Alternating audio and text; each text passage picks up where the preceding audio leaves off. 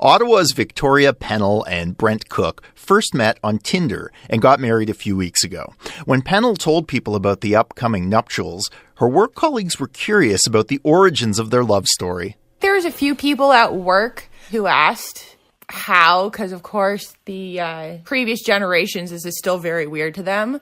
But I just kind of shrugged it off and went, online, and just keep on talking, and they don't know what to do with that information. They may not know what to make of it, but Cook says he had no problem being honest while making a speech at their wedding. And when it got to the end of it, I turned to Victoria and I said, first, I want to thank you for swiping right. And everybody kind of giggled. I guess by some people, they kind of look at it as a strange way to meet people. It's not strange now, far from it, which is why more couples are celebrating their cyber romance and posting it on social media using the hashtag TinderWedding.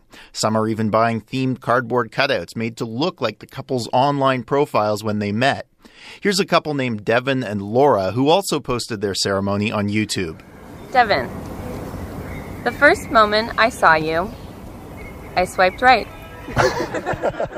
Or this ceremony where the wedding officiant himself jokes about it. Ladies and gentlemen, good evening. I want to thank you for all being here today. Today's wedding is brought to you by Tinder, where swiping right will bring you marital bliss. All the laughter speaks to a mild discomfort some people still have with the idea of meeting someone online.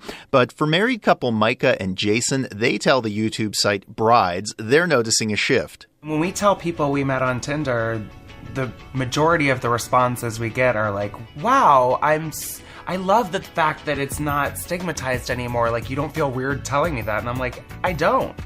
It's a trend this relationship expert says is encouraging. I think this is really great. It's just embracing the truth. This is your love story. Nicole McCance is a Canadian clinical psychologist. She says despite online dating being the norm, it's still not perceived as the ideal way to meet someone. There's still that stigma that there's something forced about meeting online because you literally had to go on to use this medium to meet each other, and it's not as romantic maybe or organic. But I think it's important to focus on the first time you laid eyes on each other. That's when your story begins. The story is something McCance says still matters to people. She knows from personal experience and proudly owns her story. One of my favorite things is to share with people that I met my husband online.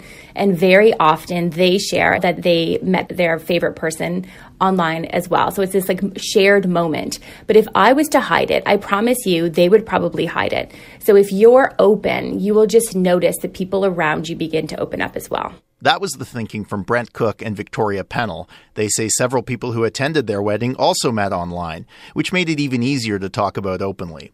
Cook says in 2019, it's a truth nobody needs to run from. It's part of your story. It's something to laugh about and something to cherish, really.